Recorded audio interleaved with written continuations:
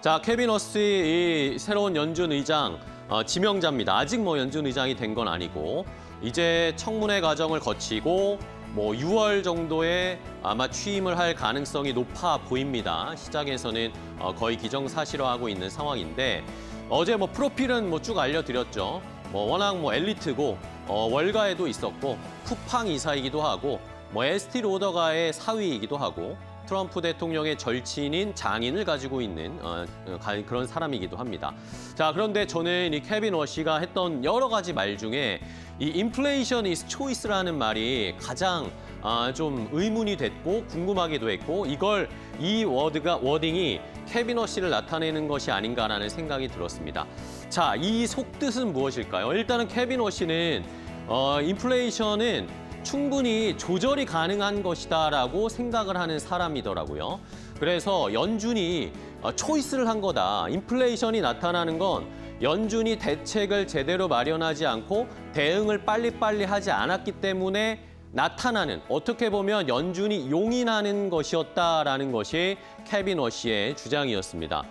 물가가 오르는 거 하늘의 뜻이 아니다라는 거죠. 연준이 일을 똑바로 하지 않아서 혹은 의도적으로 방치해서 생기는 일, 그런 선택을 하지 않을 것이다라고 케빈 워시는 이야기를 하고 속마음으로 이렇게 얘기를 하는 것 같습니다. 그러면서 인플레이션을 잡을 수 있다는 굉장히 강한 확신을 가지고 있는 사람이 케빈 워시다. 이런 점이 아마 트럼프 대통령의 마음에 들었던 것 같습니다. 그러면서 케빈 워시가 하는 말은 인플레이션을 잡을 수 있기 때문에 언제든지 선택적으로 금리를 또 내릴 수가 있다라고 자연스럽게 논리 구조를 만들어가는 사람이더라고요. 자, 그럼 다음 페이지를 보시겠습니다. 첫 번째로 인플레이션을 잡을 수 있는 가장 중요한 요건이 무엇이냐? 지금 전 세계에 우리나라뿐만 아니라 전 세계 시장을 좌지우지하고 있는 것은 역시 AI, 인공지능 아니겠습니까? 그런데 이 AI가 결국에는 인플레이션을 잡을 수 있는 중요한 방패가 될 것이다라는 겁니다. 인플레이션을 막아줄 수 있는 도구가 된다는 거죠. 자, 이 케빈 워시의 롤모델로 지금 월가에서 알려진 사람이 연준 의장 중에 앨런 그린스펀이라는 사람이 있었습니다. 이 앨런 그린스펀은 과거에 미국에 1990년대 인터넷 혁명이 일어났을 때 이때 앨런 그린스펀이 이런 이야기를 하고 정책을 취했습니다. 인터넷 혁명이 일어나면 이것이 생산성의 향상이나 전반적인 경제의 부흥을 일으킬 것이기 때문에 이것을 인터넷 혁명이 이루어질 것이라는 것을 믿고 금리 인상을 좀 자제해야 된다. 그러니까 금리를 낮게 잡아서 인터넷 혁명을 더 빨리 가져올 수 있게 조치를 취해주고 자금을 지원해줄 수 있는 정책을 펼쳐야 한다라고 이야기를 했습니다. 이러면서 금리 인상을 그때 자제했거든요.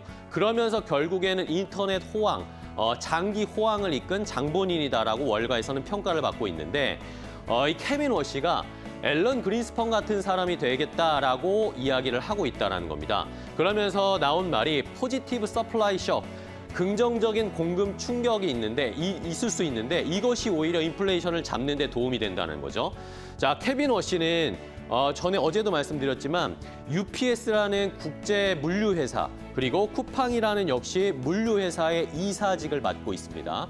여기에서 이제 실제 AI를 활용해서 물류가 어떻게 혁신적으로 개선이 되고 비용이 줄어들고 노동력이 줄어들고 이런 것들을 이미 체득을 했다라는 거죠. 그냥 월가의 이런 나라의 기관에 있는 것이 아니라 산업 전선에서 확인을 하면서 AI가 비용을 축소하고 효율을 극대화하는 경험을 했다라는 겁니다. 그러면서 연준이 수요 억제만 매몰돼서 기술 혁신이 가져오는 생산성 향상의 효과를 간과하고 있다. 결국에는 이런 AI의 성장이 결국에는 인플레이션을 오히려 낮추는 효과를 줄 것이다. 비용이 많이 들지 않는 시장으로 바뀔 것이기 때문에 그러면서 인플레이션을 잡을 것이다라고 이야기를 했습니다. 결국에는 인터넷 혁명 때처럼 AI 혁명이 일어나면 물가는 자연스럽게 잡힐 것이다라고 이야기를 하고 있습니다. 물론 뭐 반론도 있습니다.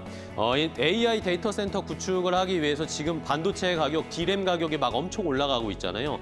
이 외에도 뭐 전력, 구리 이런 것들이 많이 필요하게 되면서 이런 원자재나 이런 에너지 관련 비용이 올라갈 수 있는 것 때문에 이 케빈 워시의 주장이 틀리다, 맞지 않다라는 물론 반론도 있습니다. 하지만 케빈 워시는 AI를 강하게 성장시켜야 된다라는 기본적인 마인드를 갖고 있는 사람, 이것이 인플레이션을 잡아줄 것이다 라고 생각을 하는 사람이다라는 것을 명심을 해두셔야 되겠고요.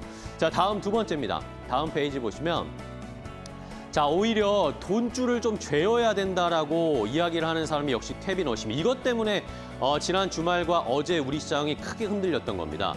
자, 케빈 워시는 지금은 연준이 대차 대조표를 수조 달러 줄이는 QT를 해야 된다라고 이 QT를 통해서 물가 압력을 없애야 결국에는 그래야 다음에 빅컷을 할 수 있다라고 이야기를 하고 있었습니다. 작년에 폭스 비즈니스 뉴스 TV에 나와서 이야기를 했던 것인데요. 이 케빈 워시는 기본적으로 장기금리라는 것은 우리가 흔히 말하는 뭐 10년물 국채금리 이런 거 있잖아요.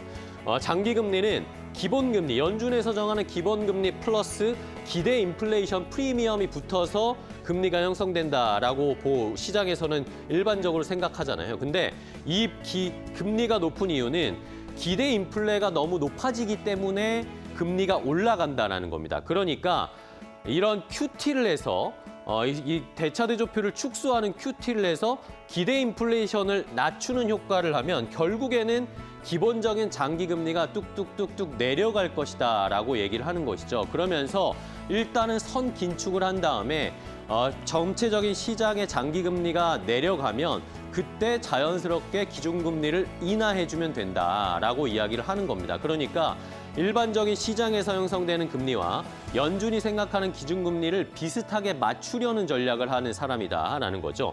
이런 것들이 결국에는 금리를 내릴 수 있는 자연스러운 조건을 만들어준다라고 케빈 워시는 주장을 하고 있습니다. 물론 또 반론은 있습니다.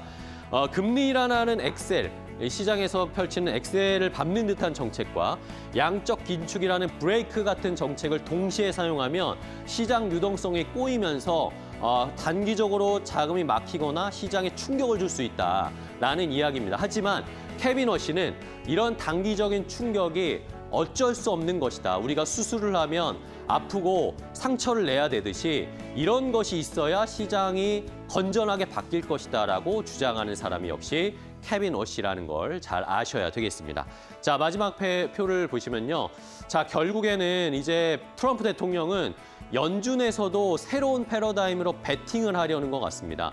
AI와 긴축으로 물가를 잡는 케빈 워시의 주장을 좀 받아들여주면서 대신에 트럼프 대통령은 빚을 늘리고 이것을 또 나라에 투자하는 요인으로 사용을 하겠다라는 거죠. 결국에는 트럼프가 빚을 늘리는 속도보다 연준에서 이 물가를 잡는 속도를 더 빠르게 잡아줘야 된다는 것에 베팅을 하고 있는 것으로 시장에서는 해석을 하고 있습니다. 그러면 자연스럽게 이 연준에 적응을 하는 시간이 필요하겠죠. 미국 시장도 그래서 출렁출렁할 수밖에 없을 것이다. 미국 증시가 연준에 대한 경험, 적응을 하는데 시간이 필요하면서 불확실성이 조금 증대될 수도 있고 그러면 시장도 자연스럽게 위로 급등, 아래로 급락 이런 것들이 좀 나타날 수 있다는 것은 저희가 생각을 하면서 투자 아이디어, 이게 우리 시장에 영향을 준다는 것도 잘 판단을 해보셔야 할 것 같습니다. 앵커 브리핑이었습니다.